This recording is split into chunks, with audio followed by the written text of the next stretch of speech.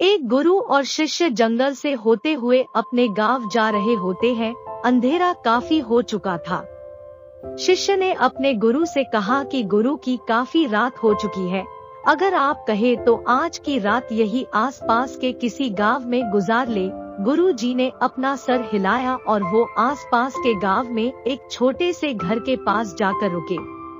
अब जैसे ही वहां गए तो गुरु जी के शिष्य ने दरवाजा ठकठकाया। उस घर से एक गरीब आदमी बाहर आया तो गुरु जी ने बोला, हम अपने गांव जा रहे थे, लेकिन काफी रात होने के वजह से हमने इसी गांव में रुकने को सोचा। क्या हम आज रात आपके यहाँ रुक सकते हैं?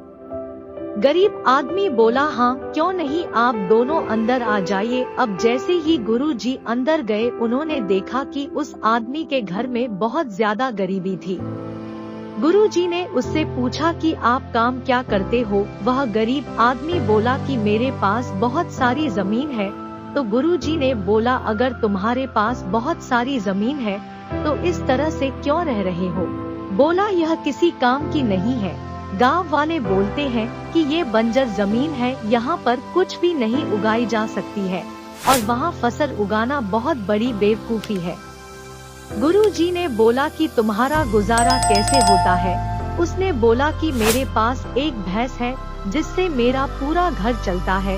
ये सुनने के बाद गुरु जी सो जाते हैं और रात में जब सब लोग सो रहे होते हैं तब गुरु जी अपने शिष्य को उठाते हैं और उस गरीब आदमी की भैंस लेकर अपने गांव चले जाते हैं। शिष्य अपने गुरु से पूछता है कि गुरु जी कहीं आप ये गलत तो नहीं कर रहे हैं? उस गरीब आदमी की रोजी रोटी इसी भैंस की वजह से चलती है।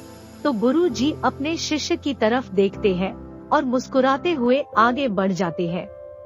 उस बात को तकरीबन 10 साल गुजर जाती है और जो गुरु का शिष्य था वह बहुत बड़ा गुरु बन चुका था। तो एक दिन उन्हें उस गरीब आदमी की याद आती है कि मेरे गुरु ने उस आदमी के साथ अच्छा नहीं किया था, मुझे एक बार चलकर देखना चाहिए कि वह आदमी अब किस परिस्थिति में है।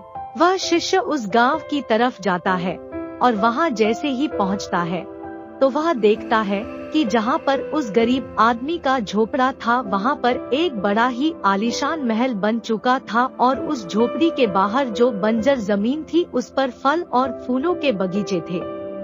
तभी उधर से उस घर का मालिक आता है। शिष्य उसे पहचान लेता है और उस आदमी को बोलता है, तुमने मुझे पहचाना? मैं अपने गुरु जी के साथ आया था, हमने एक रात के लिए आपके यहाँ रुके भी थे। वह आदमी उसे पहचान लेता है और बोलता है कि उस रात में आप कहाँ चले गए थे? और उस रात के बाद ही मेरी भैंस कहीं चली गई थी, मेरे पास कोई रास्ता नहीं था, तो मैंने अपने जमीन पर मेहनत की और फसल निकल आई और आज मैं इस गांव का सबसे बड़ा और सबसे अमीर आदमी बन चुका हूँ। ये सुनने के बाद शिष्य के आंखों में अपने गुरु जी के लिए आंसू आ गए और उसे ये बात अब समझ आई और वो रोने लगा।